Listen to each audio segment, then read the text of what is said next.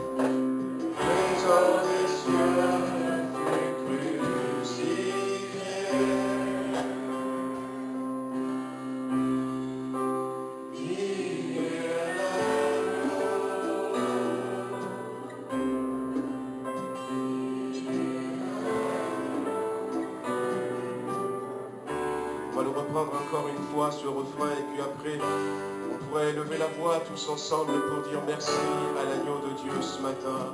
Amen. Si vous voulez vous mettre debout, sentez-vous libre. On va le reprendre comme une adoration et puis après ouvrons nos bouches et disons-le lui combien nous sommes reconnaissants de ce qu'il a fait pour nous. Amen.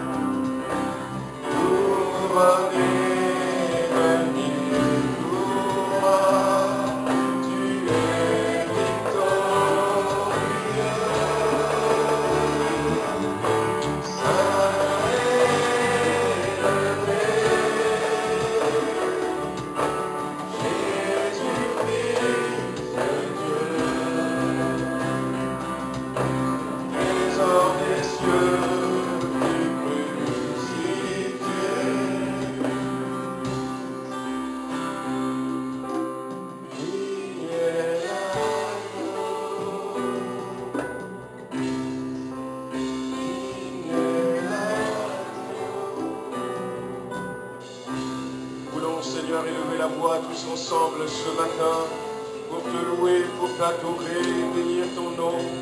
Seigneur, nous voulons te glorifier, nous voulons te dire merci pour le salut que tu nous donnes. Merci Seigneur pour le pardon de nos péchés, de ce que nous t'avons toi comme notre Père. Seigneur, sans toi nous ne serons pas là.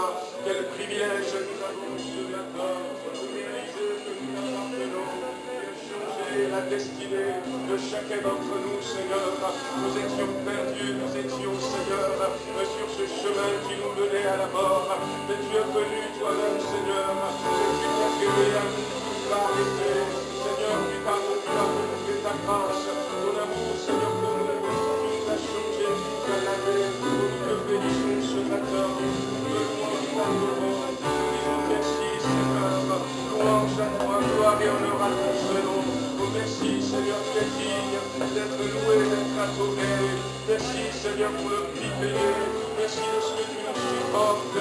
Merci de ce que tu ne nous as jamais abandonné. De ce que Seigneur, tu as toujours été là pour nous secourir, pour nous protéger, pour nous garder dans les moments difficiles, dans les moments compliqués. Tu as livré une bataille pour nous et tu continues de combattre pour nous, Seigneur. Et ce matin, nous te remercions pour les victoires que tu remportes pour nous, pour les victoires, Seigneur, que nous remportons avec toi. Nous disons digne à l'agneau. Merci, merci, Seigneur. Merci pour ta présence, pour l'action de ton Esprit Saint au milieu de nous ce matin. Béni sois-tu, Seigneur. Alléluia, alléluia, béni sois-tu. Tu es fort, tu es puissant. Merci Seigneur, pour toi la gloire, la puissance. Amen, alléluia. Amen, alléluia. Oh, merci Père. Merci parce que tu nous sais. Merci parce que tu combats pour nous. Merci parce que tu te montres encore une fois celui qui nous délivre. Merci parce que tu as délivré ce frère. Tu as délivré, Seigneur. Tu l'as libéré complètement. Je te remercie, Seigneur. Je loue ton nom. Béni sois-tu.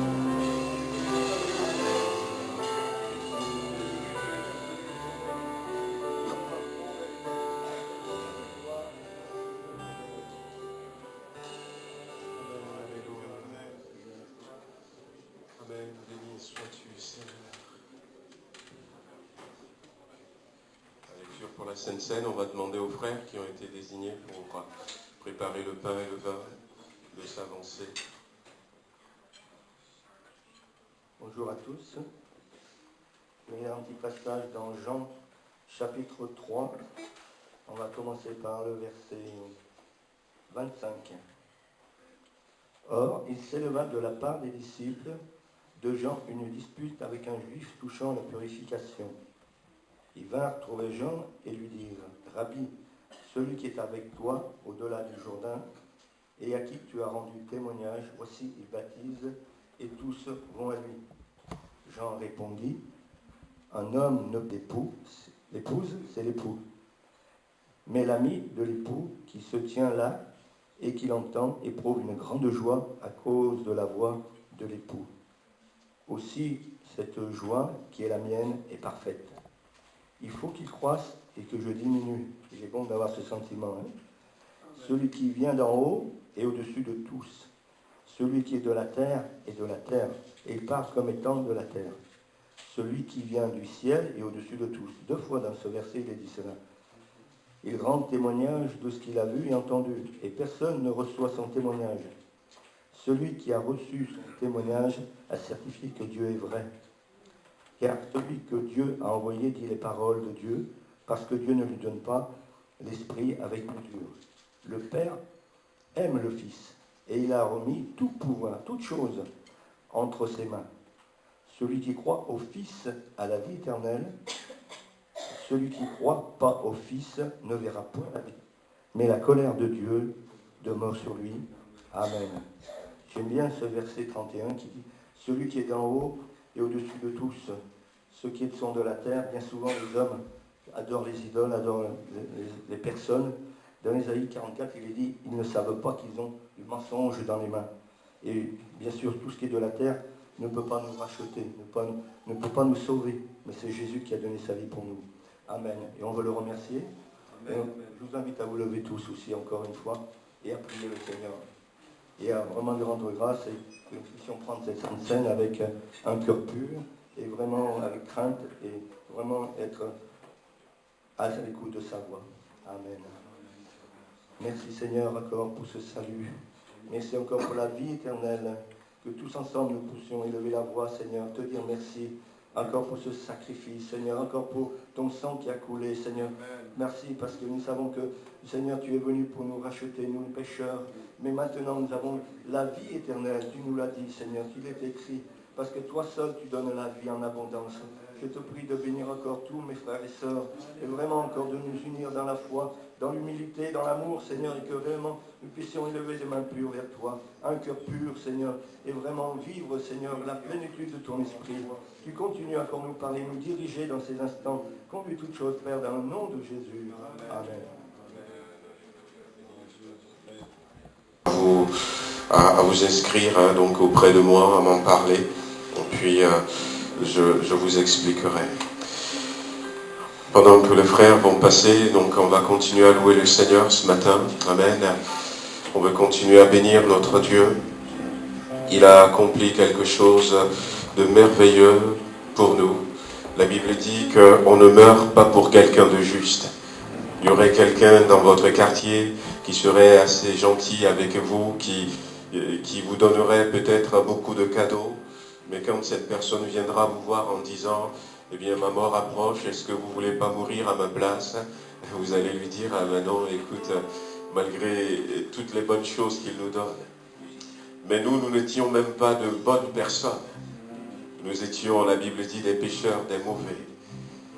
Nous étions des gens misérables. Nous étions des gens qui avaient en nous plein de mauvaises choses. Et pourtant, Jésus a accepté de donner sa vie à notre place. À notre place. Voilà, donc on veut continuer à le louer, à l'adorer. On va prendre ce petit cœur.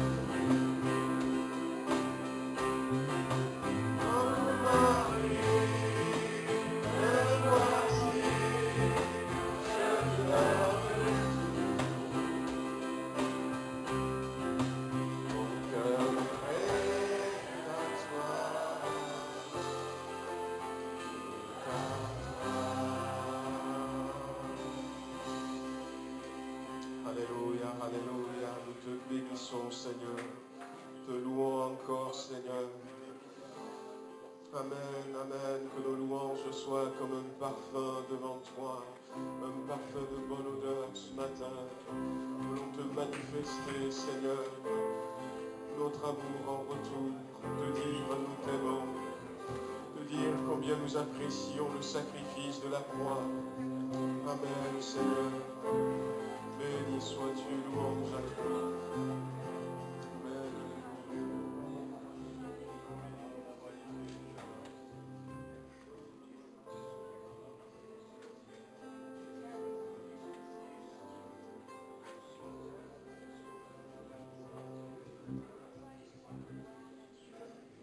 glaucome, c'est pas la cataracte ou autre chose. C'était une chose difficile. Bon, et à la dernière consultation, il m'a dit, vous avez de la chance. Mais moi, je sais que c'était l'Éternel Dieu qui a fait tout ça dans mon cœur. C'est lui qui m'avait dit, il n'y avait pas de chance, il n'y avait rien. Il y avait l'Éternel qui sauve, l'Éternel qui guérit. Tous les jours, je pense à mon Jésus. Et je prie chaque instant de chaque jour. Je voulais dire aussi,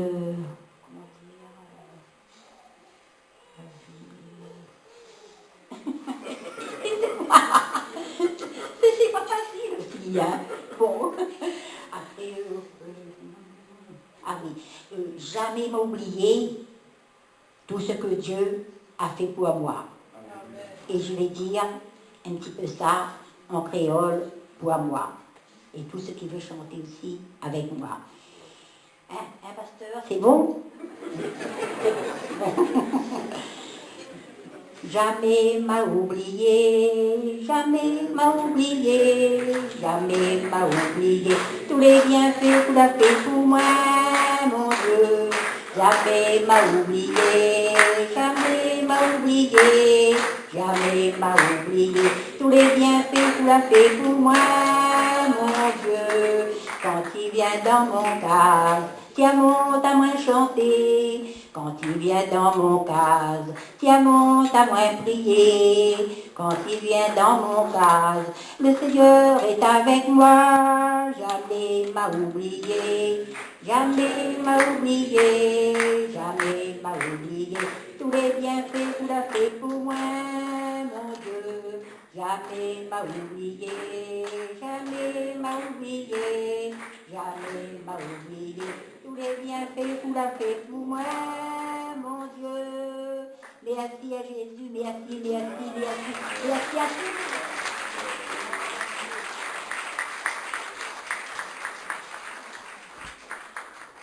Amen, gloire à Dieu. Voilà, on peut peut-être remercier le Seigneur encore pour la vie de notre sœur, la vie de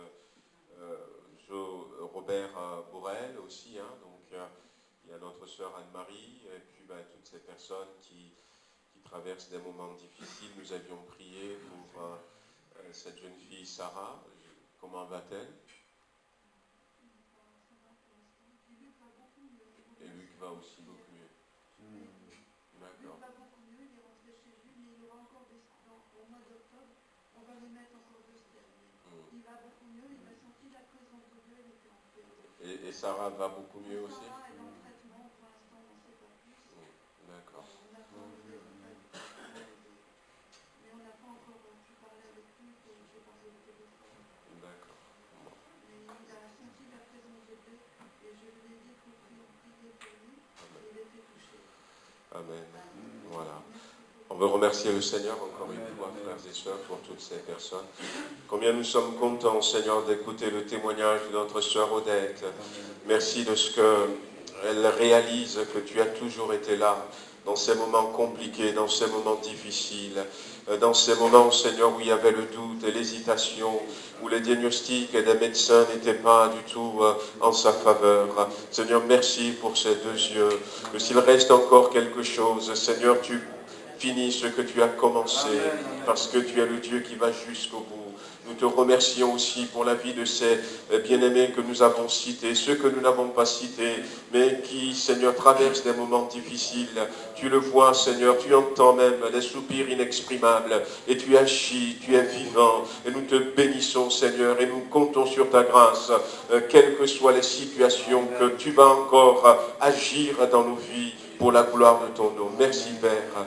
Amen. On va passer aux offrandes. Pendant que je fais les annonces,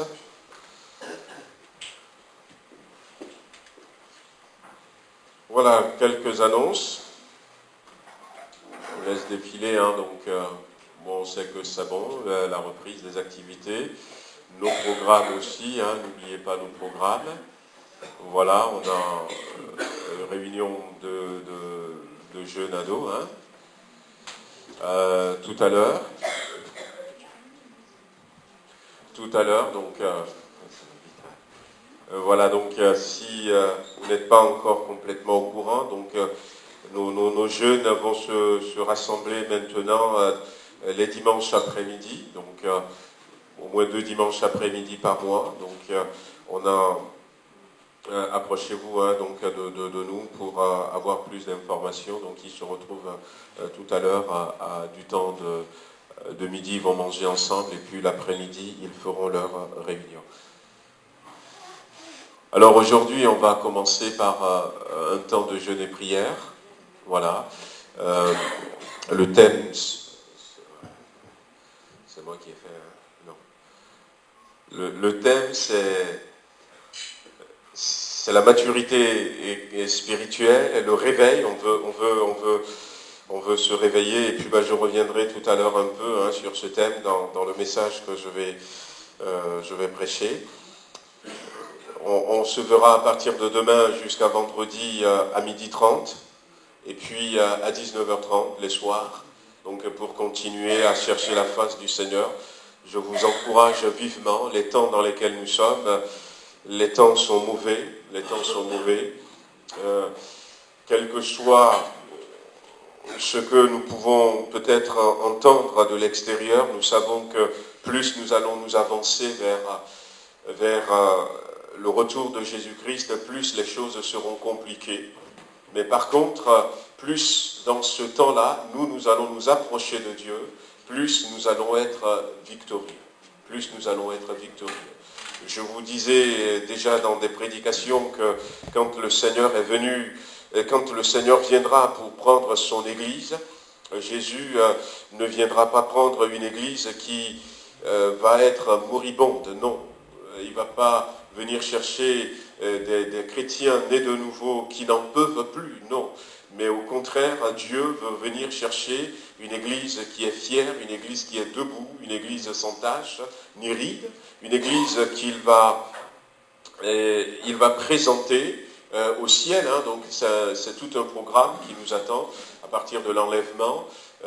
Une Église qu'il va présenter, qui va faire aussi la joie de tous ceux qui sont dans le ciel, puisque la Bible nous le dit, je ne l'invente pas, que même les anges ne comprennent pas, si je veux utiliser mes mots à moi, les anges ne comprennent pas comment Dieu peut-il aimer à tel point nous les hommes et quitter son trône pour nous sauver. Et les anges désirent plonger leur regard dans ce salut.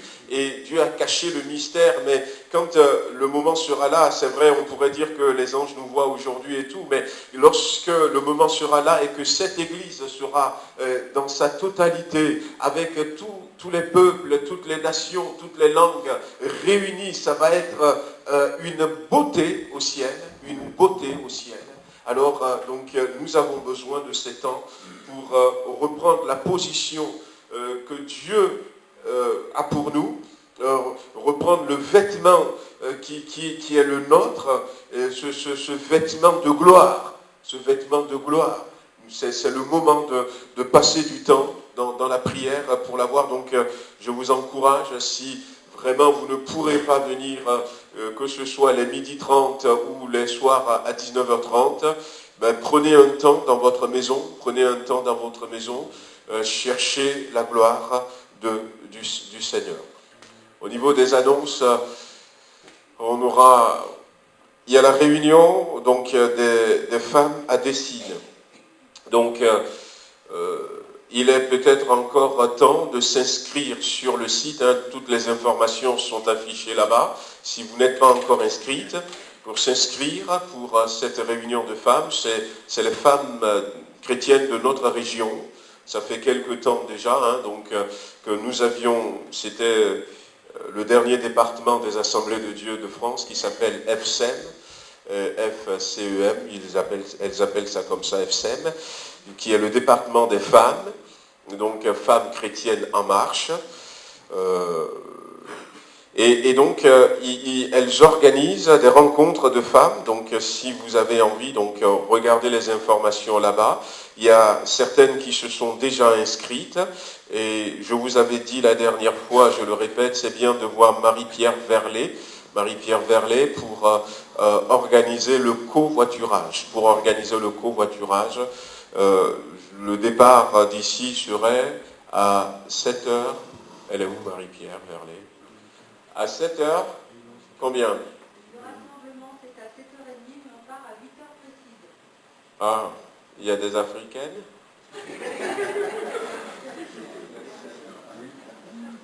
On se retrouve ici, départ à 7h30. Non, c'est la blague du jour. Voilà, donc, le dimanche prochain, on aura la joie d'avoir avec nous le pasteur de Riorges, Roanne. Donc, c'est le pasteur Michel Bonat. Donc, que nous aurons une journée entière. Donc, du temps de midi, on va manger ensemble. Et puis, l'après-midi, il apportera un message d'évangélisation. Si vous avez dans vos parages des frères, des sœurs qui ne sont pas encore au Seigneur, ou vous avez des voisins, c'est l'occasion de les inviter. Nous voulons retrouver de temps en temps ces réunions d'évangélisation que nous faisions à l'époque. Et donc, l'après-midi, ce sera une bonne réunion d'évangélisation. Donc, marquez-le et puis soyez présents. On aura aussi ceux de Tarare qui seront avec nous, puisque c'est le 5e dimanche du mois, il n'y aura pas de culte là-bas. Voilà, rappelez la veillée de prière inter-église. Donc c'est pour le vendredi 4 octobre, dans 2 semaines à peu près maintenant. On va se retrouver aussi au niveau de notre sous-secteur. Donc on a passé de très très bons moments la dernière fois et on aimerait que, ça se... D'ailleurs, c'est ce que j'avais dit, que ça se fasse un peu partout dans nos différentes églises, parce que ceux qui étaient venus la dernière fois, ils ont vraiment apprécié. Je crois que c'est aussi un des rendez-vous que le Seigneur nous donne, un des moments où on peut se retrouver vraiment un dynamisme dans la prière lorsque nous prions ensemble. Donc marquez-le, le vendredi 4 octobre à 20h. Donc là encore, il faut que vous me dites si vous avez besoin qu'on vous amène pour le covoiturage. Il y a une fiche qui est à votre disposition. Je crois que je ne l'ai pas encore affichée, mais il y a une fiche à votre disposition, vous pouvez me dire, pour que nous puissions organiser un covoiturage. Comme la dernière fois, si vous avez des enfants jusqu'à 14 ans, je crois, ils sont pris en charge. On a un programme spécial en parallèle pour les enfants. On ne les fatigue pas trop, mais il y a des pasteurs qui sont bien versés dans le domaine. Et puis il y a une garderie aussi pour les tout petits. Donc que ça ne vous empêche pas de venir profiter de ces moments de communion fraternelle. Alors nous avions aussi, changement de date pour la braderie. Ça va être le samedi 12 octobre. Les dons peuvent être apportés jusqu'au dimanche 8. Les dons, c'est-à-dire ceux qui veulent amener des choses à donner pour que nous puissions les remettre en vente. Le dimanche, c'est le 8 ? Non, c'est le 6. Jusqu'au dimanche 6. Voir avec Marie-Pierre Marduel si vous voulez aider. Voilà, on a besoin quand même d'une équipe parce que la braderie, ça va être ici. Ça va être toute la journée, ou bien, je ne sais pas, peut-être de 9h. Je crois que ça commence les matins très tôt quand même, quand ils font les braderies. Donc, voyez-vous, donc on aura besoin de frères et sœurs qui aident, qui restent auprès des stands. Donc, voyez avec Marie-Pierre. Voilà, donc elle a laissé une fiche à l'entrée pour vous inscrire. Alors, il y a aussi encore quelques annonces à faire.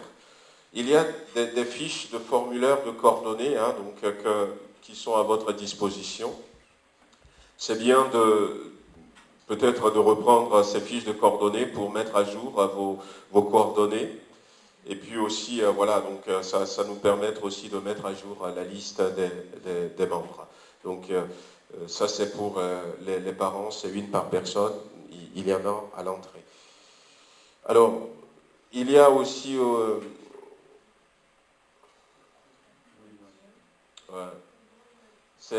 c'est quoi? Le droit à l'image. Voilà, une fiche que on met à votre disposition, donc là-bas, parce que nous avons une page Facebook, voyez-vous, et on va avoir aussi, ça s'appelle comment Instagram? Instagram, voilà. On va avoir Instagram et on veut alimenter ces pages, voilà, faire vivre notre Église au-delà, hein, au-delà de nos quatre murs. Et il se pourrait des fois qu'on mette une image, on mette une photo, et on a besoin de votre accord, parce qu'on ne peut pas vous mettre en photo sur notre page Facebook si vous ne nous donnez pas l'accord. Donc c'est pour ça qu'il y a ces fiches, mais vous avez le droit de dire, mais non, moi je ne veux pas figurer, et puis sinon, si vous... Voilà, donc nous n'autorisons pas, hein, il faut quand même prendre en disant, je n'autorise pas que mon image soit affichée, ou j'autorise, il y a aussi donc cette fiche à l'entrée pour vous. Alors, au niveau des annonces,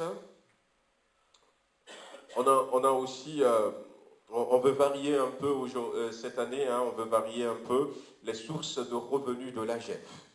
Les sources de revenus de l'AGEF. Donc, il y aura encore des gâteaux, des sucrés salés, on verra peut-être qu'on mettra en vente, mais pour nos jeunes, pour nos enfants, les sorties que nous faisons, les programmes, la mini-colo, voilà, on a toujours besoin de faire fonctionner l'AGEF. Il y a les frais d'adhésion. Je ne sais pas si tout le monde a adhéré à l'AGEF. Vous voyez aussi avec Marie-Pierre Marduel, la secrétaire de l'AGEF, si vous n'avez pas encore adhéré, c'est bien d'adhérer pour vos enfants. Et puis, cette année, on vous propose d'acheter des chocolats pour les fêtes de fin d'année. Alors, on se propose d'être votre intermédiaire. Au lieu d'aller acheter chez Carrefour Market, on se charge de la commission pour vous au niveau de la jeunesse. Donc, vous allez le voir aussi, il y a des fiches pour des précommandes, des précommandes, hein, donc, qui sont là. Et puis après, nous, on va recevoir vos commandes. Et puis, on va passer les commandes au niveau de la jeunesse. Et puis, on gagnera quelque chose qui va alimenter les caisses de l'AGEF pour les sorties et les programmes des jeunes. Donc, n'hésitez pas. Je crois qu'il doit y avoir... Voilà, il y a un catalogue. Prenez le temps, bien-aimés. Et même si vous voulez en prendre pour parler autour de vous, hein, donc dans votre entourage, s'il y a des gens qui peuvent passer par vous pour passer des commandes, plus nous en avons, peut-être plus nous aurons des bénéfices pour nos jeunes. Une dernière chose, avant d'ouvrir la parole de Dieu, c'est concernant le ménage. Voilà, concernant le ménage, alors j'ai pas concernant le ménage, parce que vous savez, pour le ménage de notre église, hein, donc le ménage se fait une fois par semaine. Et puis, depuis que je suis arrivé, j'avais remarqué que des fois, il y a une seule personne. Parce qu'ils ne sont pas nombreux, ils sont des fois 4 ou 5 à le faire sur tout le mois. Alors, ils se partagent, il y a une seule personne qui fait le ménage. Et même là, maintenant, on a aussi, comment l'appelle-t-on, la sœur qui est partie, Céline qui est partie. Et l'équipe de ménage, alors, la dernière fois, je crois qu'on l'avait fait au pied levé. Cette semaine qui arrive aussi, puisqu'on est dans les travaux, tout ça, on l'a refait. Mais ce serait bien que chacun d'entre nous, pourquoi pas, eh bien, nous puissions nous engager, ne serait-ce que pour une semaine, 2 semaines, 3 semaines par an, pour faire le ménage. Et je pense que ce serait bien que ça ne repose pas que sur une seule personne, qu'on soit peut-être une équipe de 3 à 4, et puis dire, écoutez, nous, on prend 2 semaines dans l'année, on prend 3 semaines dans l'année. Ce serait bien qu'on puisse arriver à le faire comme ça. Déjà, il faut qu'on trouve une équipe pour la semaine qui va commencer. Parce que, voilà, il y a presque plus personne au ménage. Donc, je ne sais pas, mais j'aimerais bien, il y aurait peut-être Rebecca, je vais lui demander, mais venez me voir, et puis dites-moi que, bon voilà, faites une équipe de 3-4 personnes, et puis venez, et puis qu'une fois en passant, nous puissions voilà, nettoyer les choses, laver notre église. C'est un système que moi j'ai bien aimé, hein, j'ai bien aimé, parce que nous au Togo on ne faisait pas comme ça, et quand je suis venu en France et j'ai vu que on le faisait, j'ai dit il faut changer. Au Togo je leur disais comme ça, on ne va pas payer quelqu'un pour aller nettoyer l'église, on va le faire nous-mêmes, parce que j'avais participé, et puis je trouve que c'est bien de donner aussi son temps pour non seulement venir écouter la parole de Dieu, mais aussi pour faire quelque chose dans la maison de Dieu. Donc je vous lance le défi. Donc déjà, il faut qu'on trouve des personnes pour la semaine prochaine. Venez me voir et puis on va établir une liste, un calendrier. J'ai déjà les dimanches, donc un calendrier des dimanches jusqu'à la fin de l'année pour qu'on puisse caser plusieurs personnes pour continuer le ménage de l'Église. Amen. Voilà, on va ouvrir maintenant la parole de Dieu. On va aller dans le livre de Jonas, au chapitre 3.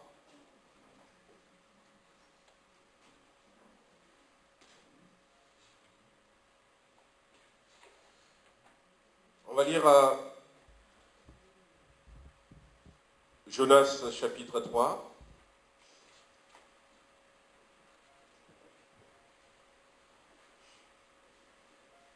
Versets 1 et 2.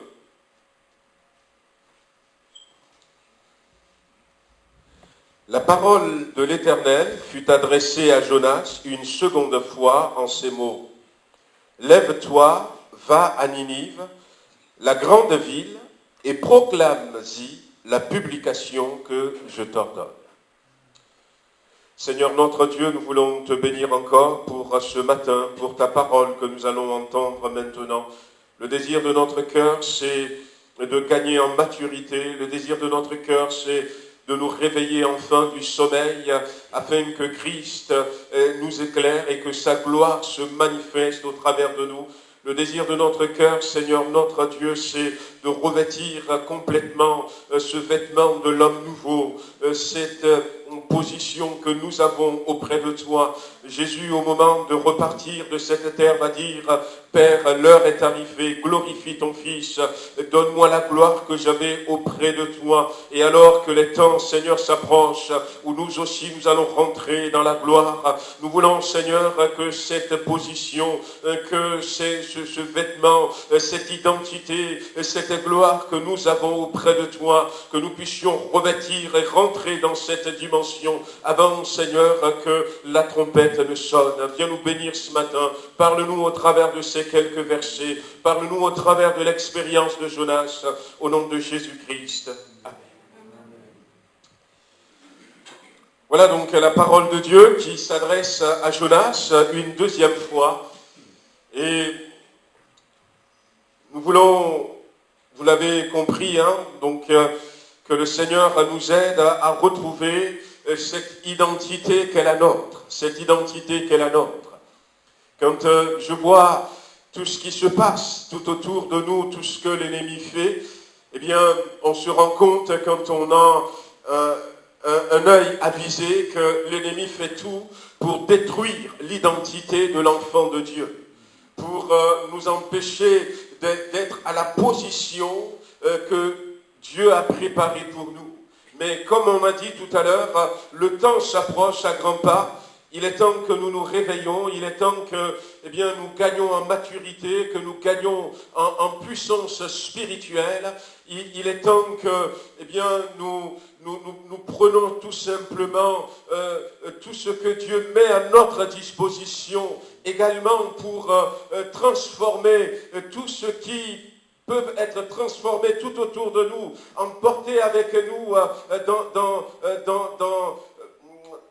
dans cette vie nouvelle, tous ceux qui ne le sont pas, nous avons la capacité, au travers de notre Seigneur Jésus-Christ, nous avons la possibilité, et ce matin et toute cette semaine, nous allons vraiment rester sur cette pensée, sur cet objectif. Je veux me réveiller, je veux ouvrir mes yeux sur qui je suis réellement, ce que je possède dans le Seigneur, et ce à quoi le Seigneur m'a appelé. Je veux les accomplir, Et l'exemple de Jonas, ça me parle parce que d'abord, la Bible nous dit, la parole de Dieu fut adressée à Jonas une seconde fois. Une seconde fois, ça me parle parce que, eh bien, ces quelques versets nous disent que Dieu est encore prêt. Dieu est encore prêt à nous réveiller. Dieu est encore prêt à nous bénir. Dieu est encore prêt. La dernière fois, nous l'avions partagé pour ceux qui étaient là en partant des lamentations de Jérémie. Mais on voit encore la même chose ici. Un Dieu qui, une seconde fois, va retourner vers Jonas.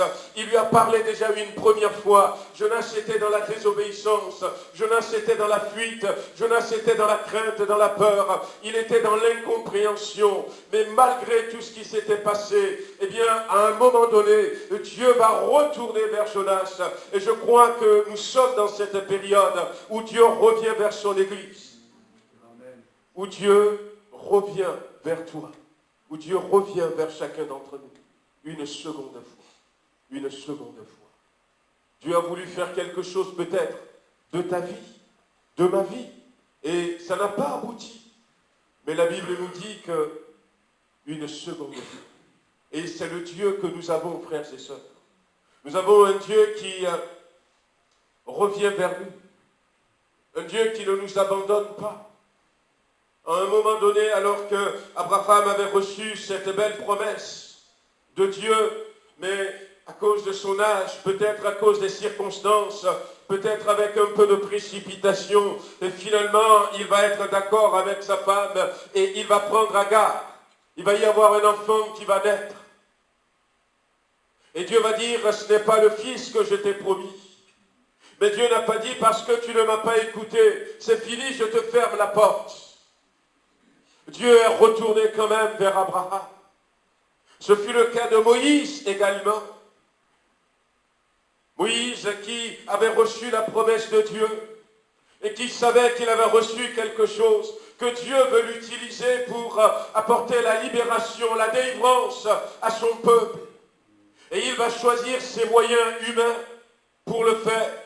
Il va y avoir une catastrophe.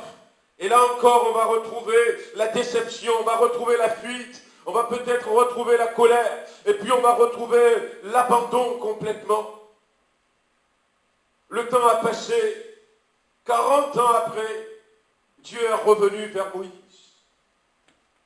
Dieu est revenu vers Moïse. Bien-aimés, c'est le moment pour nous de nous réveiller. Nous avons reçu un mandat de Dieu. Nous avons reçu un mandat de Christ. L'Église a besoin de se réveiller parce que Dieu revient. Nous disons Jésus revient, mais Dieu revient, Dieu est là devant Jésus. Il y a un nouveau souffle qui vient sur l'Église pour que nous puissions nous mettre debout et que nous puissions revêtir cette identité qu'est la nôtre. La Bible dit que la terre entière, la nature, soupire après le jour où des hommes, des femmes, nés de nouveau, chrétiens nés de nouveau, les enfants de Dieu vont se mettre debout. Le monde attend que nous puissions nous mettre debout. Et Dieu revient. Dieu revient. Ce fut le cas dans le Nouveau Testament, pour aller vite, de Pierre, par exemple. Il était bouillant, il était devant, c'était un sanguin. Il voulait à un moment donné même se présenter comme le chef des 12. Il était dans l'intimité de Jésus-Christ. Et puis les épreuves ont été trop dures. Il était tombé dans le reniement. Il avait dit, mais non, je ne le connais pas. Et là aussi, il y a eu la crainte. Il y a eu l'incompréhension. Il y a eu peut-être un manque de vision. Et devant une simple servante, il va nier, il va jurer qu'il ne connaissait pas Jésus. Et puis il était parti. Mais la Bible dit que Jésus ne l'avait pas abandonné. Jésus est revenu vers Pierre. Jésus est revenu vers Pierre. Va, dira Jésus à cette femme, surprise en flagrant délit d'adultère. Moi non plus, je ne te condamne pas. Moi non plus, je ne te condamne pas. Eh bien, je pense que ces quelques versets nous conviennent bien parce que Dieu est dans les parages. Dieu est dans les parages. Dieu, l'Esprit de Dieu est sur la France. Sur eh bien, son agenda ouvert devant lui. En ce moment, peut-être, il est marqué la France devant le trône de Dieu. Dieu veut visiter notre nation. Dieu veut bénir ici à Villefranche-sur-Saône. Je ne sais pas si Dieu vous avait donné une parole, si Dieu vous avait donné une promesse, mais même si vous n'avez rien reçu en particulier, il y a tellement de promesses pour nous dans la Bible. Dieu veut que nous nous mettons debout et que nous renversons les barrières de l'ennemi, que nous brisons les jougs de l'ennemi et que nous apportons la vie de Jésus-Christ partout où nous sommes. Et pour cela, nous avons besoin de nous réveiller. Dieu est là. Dieu est là. Je l'avais déjà dit il y a quelque temps, en parlant de ce que la Bible dit, le temps fixé. Le temps fixé. Nous sommes dans le temps fixé pour la France. L'ange de l'Éternel dira à Abraham justement, un an avant l'accomplissement de cette promesse, il va le visiter et il va lui dire, il va lui rappeler cette promesse et il va lui dire, je reviendrai encore vers toi l'année prochaine, au temps fixé. Et Sarah, ton épouse, aura un enfant. Autrement dit, la promesse sera accomplie. Je reviendrai encore.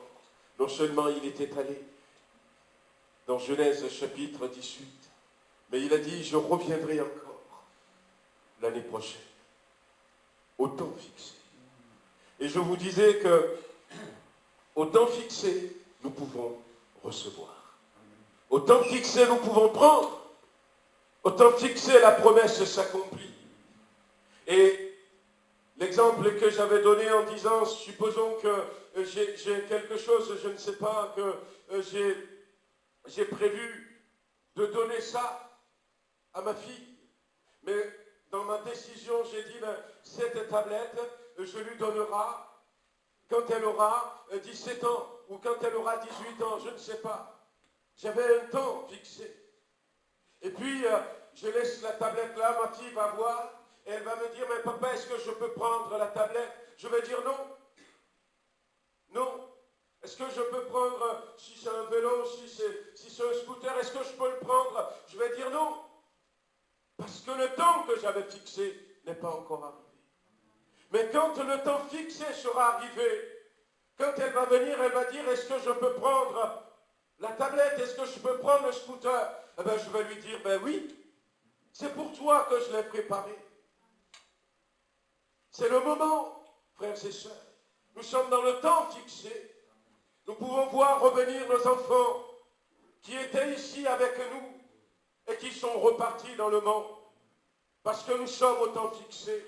Pour voir les jougs de l'ennemi brisés de dessus leur vie. Les chaînes qui les retenaient loin de Dieu et cassées dans le nom de Jésus-Christ. Nous pouvons retrouver la santé. Nous pouvons voir notre quartier complètement changé. Nous sommes dans ce temps où Dieu est prêt à maximiser la parole que nous allons prononcer. La parole que nous allons prononcer. Une seconde fois, Dieu est revenu. Dieu est revenu vers Jonas. Alors, le livre de Jonas, je vais encore m'intéresser à ce livre dans l'avenir, mais quand je regarde un peu, Jonas avait prêché sous avait prophétisé sous Jéroboam, le deuxième Jéroboam, Jéroboam II, dans le royaume d'Israël. Et puis il avait été appelé par Dieu à porter cette prophétie. Mais la situation de Jonas est quand même assez particulière parce que nous savons que tout ce qui est dans l'Ancien Testament, eh bien, Dieu va se servir de ça pour nous instruire. Et dans l'Ancien Testament, on va retrouver à plusieurs reprises des symboles. On va retrouver des exemples de ce que Dieu veut faire. Et surtout, au travers de certains personnages, de certaines situations, on peut retrouver des aspects de Jésus-Christ. On va retrouver, par exemple, au travers de David. David, à un moment donné, il a été oint, mais il était rejeté, il était obligé de s'enfuir. Et on sait qu'à un moment donné, Jésus-Christ sera aussi le roi rejeté. D'ailleurs, la Bible dit, la pierre rejetée par vous, les bâtisseurs. On va voir des exemples comme ça, ou encore l'échelle de Jacob, qui n'est autre que, déjà, d'une manière imagée, ce message que l'échelle est descendue du ciel. La terre n'avait pas. Et déjà cette image que nous aurons dans le Nouveau Testament, eh bien il y a un chemin qui viendra du ciel jusque sur la terre, qui va vous permettre d'aller au ciel. On voit un peu des choses comme ça, et dans Jonas, il y a quelques similitudes, quelques images que nous pouvons retenir, et je pense que peut-être que c'est pour ça aussi que Dieu l'a choisi. Nous voulons le réveil et nous sommes dans le temps fixé, mais ce dont nous avons besoin aussi, c'est d'abord, il faut comprendre que le nom Jonas signifie colombe. Colombe. Et la colombe nous parle du Saint-Esprit. La colombe nous parle du Saint-Esprit. Il fait partie des symboles du Saint-Esprit. Nous avons besoin du Saint-Esprit. Nous avons besoin de cette troisième personne de la Trinité. Et la Bible nous dit, si vous regardez dans le chapitre 1er de Jonas,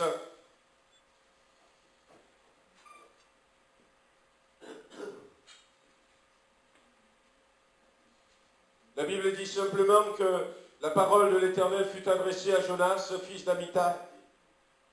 Et c'est là où, pour la première fois, Dieu va lui parler. Et fils d'Amittai. Et Amittai veut dire vrai. Oh, sincère. Sincère. Sincère qui vient de l'Italie. De l'italien sans cire. C'est vrai, c'est fidèle à l'authentique, c'est véridique. Autrement dit, dans ces derniers temps, si nous voulons véritablement un réveil, vous savez de quoi nous avons besoin? Nous avons besoin de l'authentique Esprit de Dieu. De l'authentique Esprit de Dieu. Et c'est important de s'attarder là-dessus, parce que déjà la dernière fois, je vous disais que Dieu parle d'une manière ou d'une autre. Et j'ai insisté un peu à la fin sur le fait que quand Dieu va nous conduire, va nous diriger, va nous parler, il va utiliser, j'avais cité 5 manières, 5 moyens que je peux rappeler pour ceux qui étaient là. La conviction spirituelle, le témoignage du Saint-Esprit, le fardeau spirituel, la perception ou la pensée spirituelle, la confirmation extérieure. Et je vous disais que la prophétie et les dons spirituels ne viennent qu'en 5e position dans la confirmation spirituelle. Nous sommes dans un monde où nous avons besoin, frères et sœurs, de l'authentique Saint-Esprit. Non pas simplement de quelqu'un qui nous dit le Saint-Esprit m'a dit, l'Esprit de Dieu m'a dit, ou des endroits où il y a des simulacres. Non. Des images, des ressemblances. L'authentique. L'authentique. Nous avons besoin de l'authentique. Et la Bible nous dit que cet homme,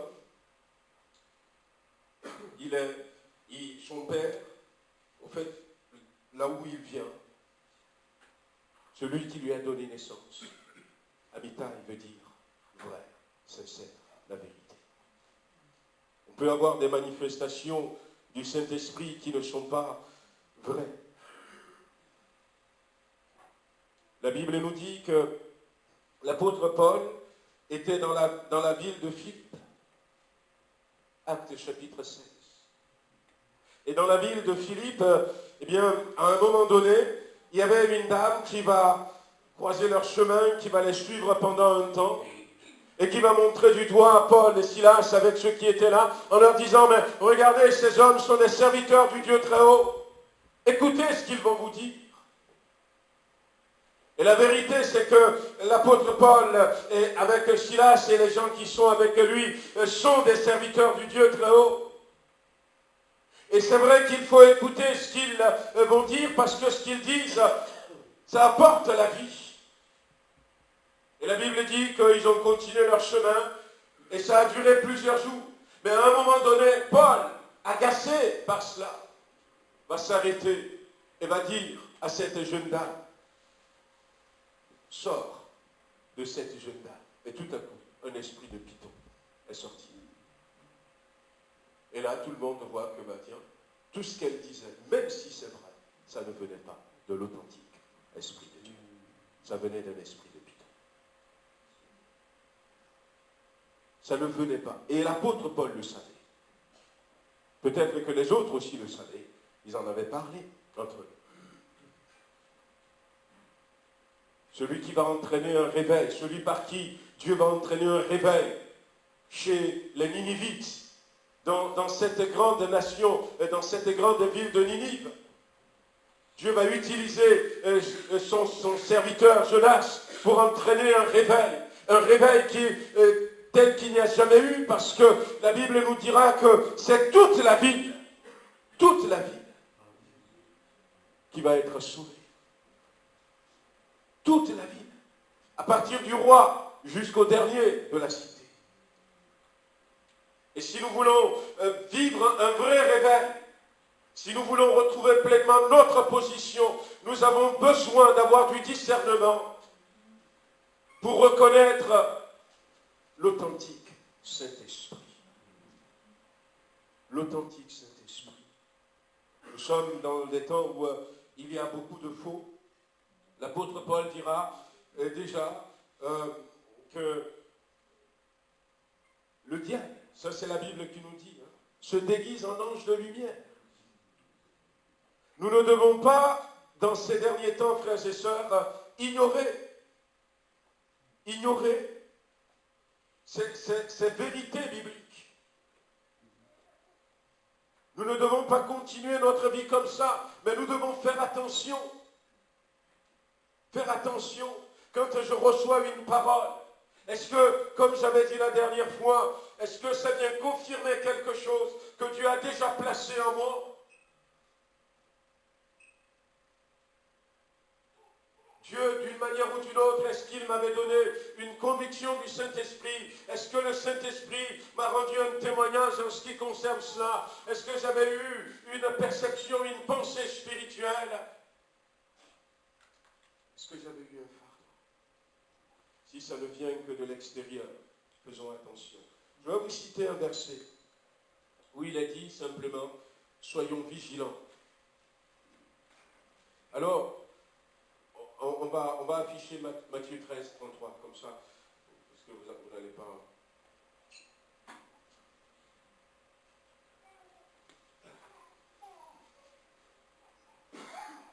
Matthieu chapitre 13, verset 33. Alors, le royaume des cieux est semblable à du levain qu'une femme a pris et mis dans 3 mesures de farine jusqu'à ce que la pâte soit toute levée. On va le passer en parole vivante, s'il te plaît.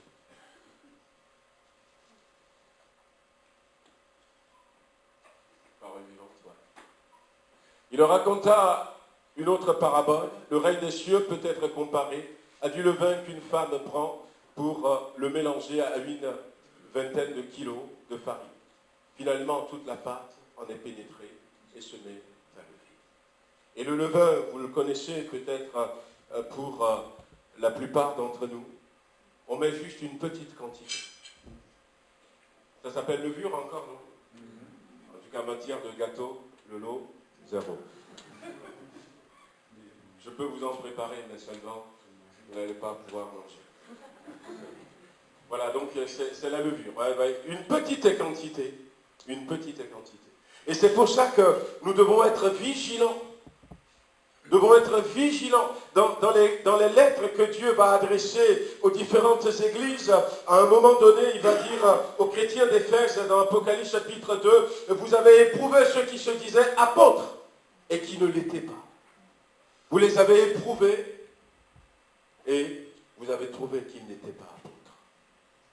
Est-ce qu'on prend encore, nous, aujourd'hui, le temps de dire on va éprouver, on va chercher à comprendre, même si ce qu'on nous dit est mielleux, si ce qu'on nous dit, ça va dans le sens de nos poils.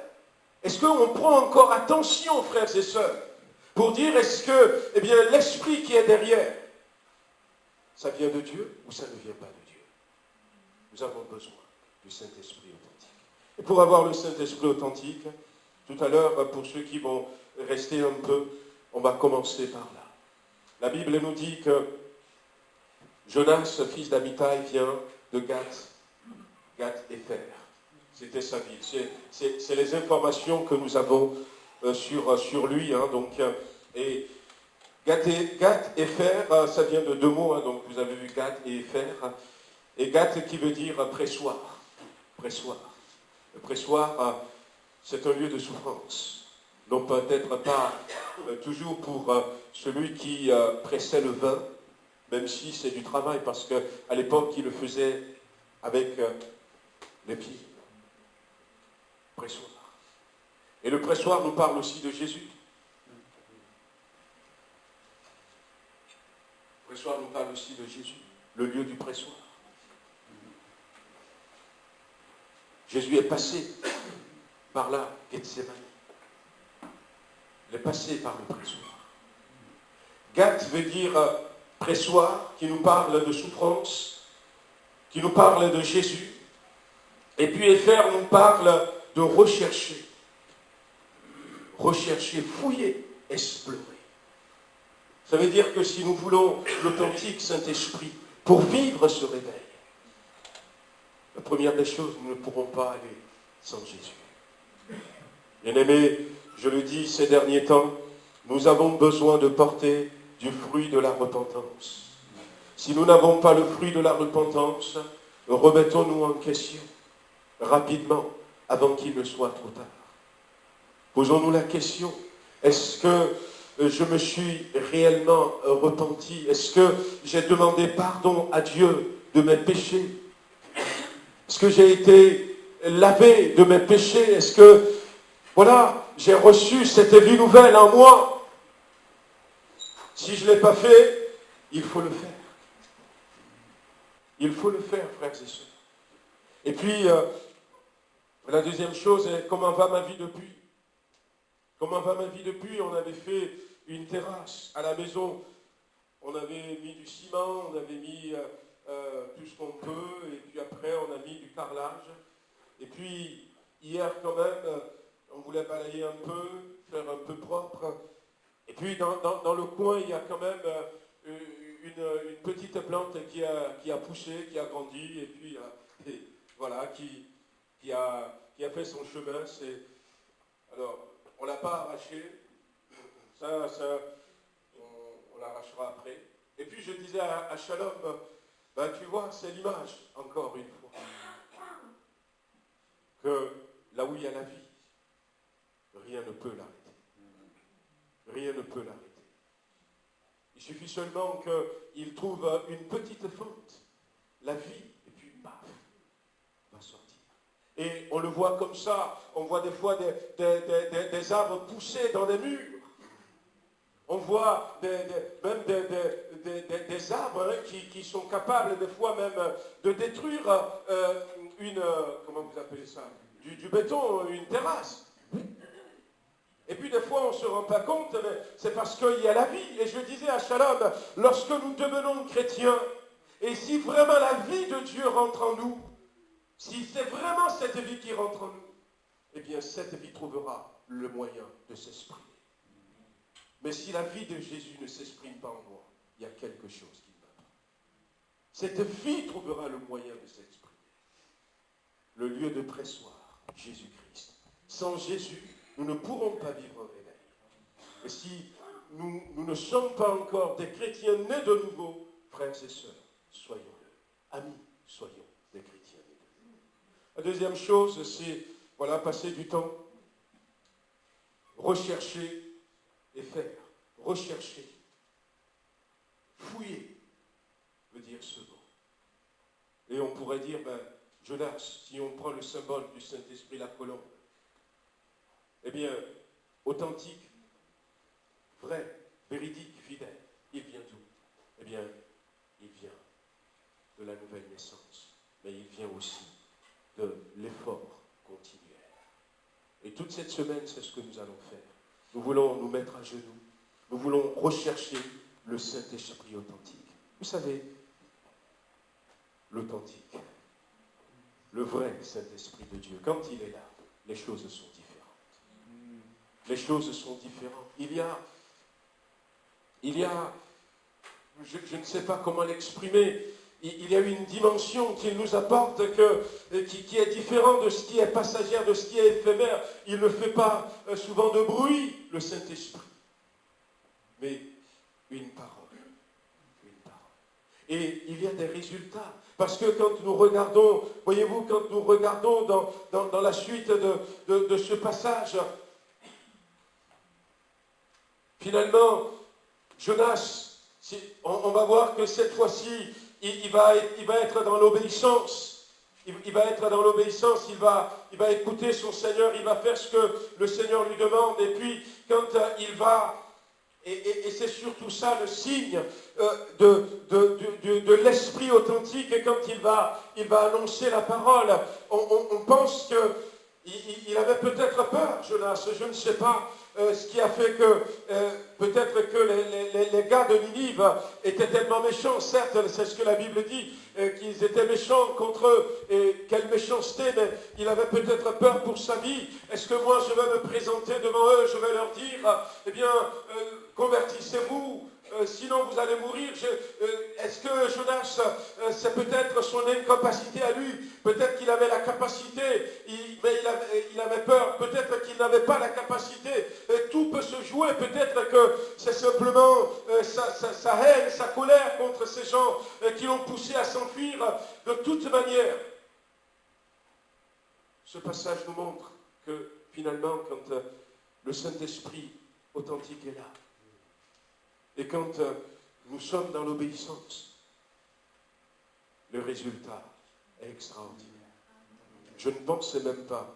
Avec Maggie, on se disait un jour qu'il était peut-être tellement en colère, bon, c'était une supposition, hein, il était peut-être en colère contre les Ninivites qu'il a dû leur dire avec une voix, en disant si vous ne vous convertissez pas, je ne sais pas, mais le résultat est là.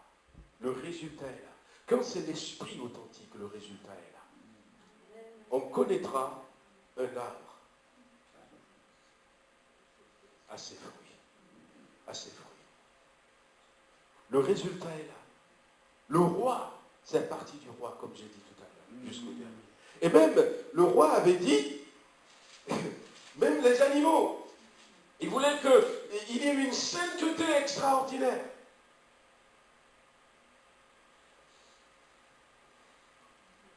Les gens de Ninive crurent à Dieu, ils publièrent un jeûne, se revêtirent de sacs, depuis le plus grand jusqu'au plus petit.